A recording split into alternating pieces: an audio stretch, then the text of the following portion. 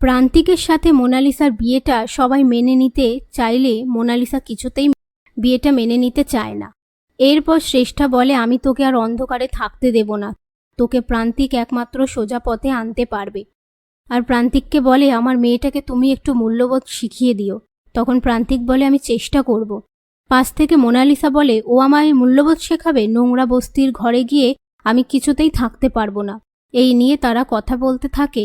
তার মধ্যে শ্রেষ্ঠা ঋতুজাকে বলে, আমি একটা ফেভার করব, রাখবেন?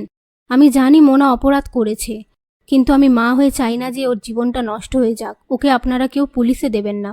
তখন বিহান বলে, ও যা অন্যায় করেছে তার কোনো ক্ষমা হয় না। কম্পাস বলে ওঠে, আমরা যে কি করব সত্যিই বুঝে উঠতে পারছি না। আমি তো বারবার মোনা ম্যাডামকে ক্ষমা করেই দিতেই চাই। এই নিয়ে কথা বলার সময় আড়াল থেকে কেউ একজন কম্পাসকে টার্গেট করে বুকে গুলি করে। এরপর কম্পাস মাটিতে লুটিয়ে পড়লে সবাই কম্পাসের জন্য চিন্তিত হয়ে পড়ে। তারপর সবাই মিলে কম্পাসকে হসপিটালে নিয়ে এসে অ্যাডমিট করানোর সময় ডক্টর বলে, ওনার তো গুলি লেগেছে, পুলিশ কেস করতে হবে। পাশ থেকে অখিলেশ বলে, আপনি আগে পেশেন্টকে দেখুন, ট্রিটমেন্টের ব্যবস্থা করুন। সেই কথা শুনে ডক্টর নার্সকে কম্পাসের ট্রিটমেন্টের ব্যবস্থা করতে বলে।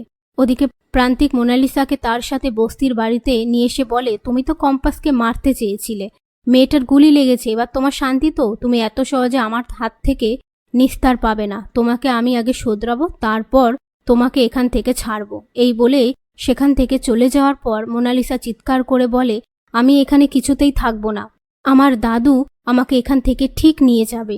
এদিকে পুলিশ হসপিটালে এসে সবার সামনে বলে, এরকম যে কিছু একটা হবে তা অনেক আগেই কম্পাস আমাদের বলেছিল। তা সত্ত্বেও যে কম্পাস যে কেন একটু অ্যালার্ট থাকলো না সেটাই ভাবছি।